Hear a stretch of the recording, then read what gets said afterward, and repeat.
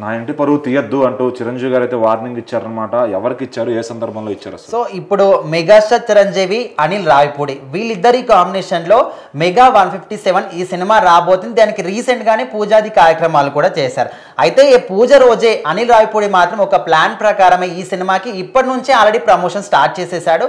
ఒక వీడియోని రిలీజ్ చేశారు. అయితే ఆ వీడియోకి కాన్సెప్ట్ ఏ విధంగా ఉందంటే, అందరూ కూడా ప్రొడక్షన్ వాళ్ళు కావచ్చు, ప్రతి ఒక్కరు ప్రొడ్యూసర్ కావచ్చు, డైరెక్టర్ అందరూ కూడా మెగాస్టార్ చిరంజీవి గారిది ఏదో ఒక కటౌట్ పట్టుకొని వాళ్ళకు వాళ్ళు సెల్ఫ్గా అంటే వాళ్ళ గురించి చెప్పుకోవాలన్నమాట.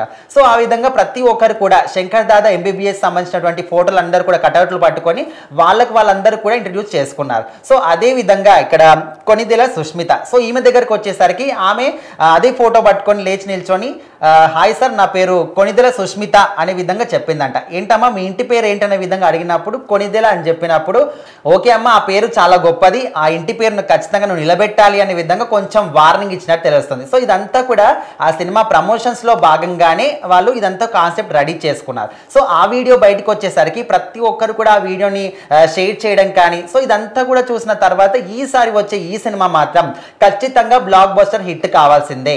ఎందుకంటే మెగాస్టార్ చిరంజీవి గారిని ఈ విధంగా ఒక కామిక్ రోల్లో చూసి చాలా అంటే చాలా రోజులు గడిచిపోతుంది. అండ్ మెగాస్టార్ చిరంజీవి గారికి ఇలాంటి కామిక్ రోల్స్ అనేవి ఎంత మంచిగా సెట్ అవుతాయి మనం ఇంతకుముందు చాలా సినిమాల్లో కూడా చూసాం.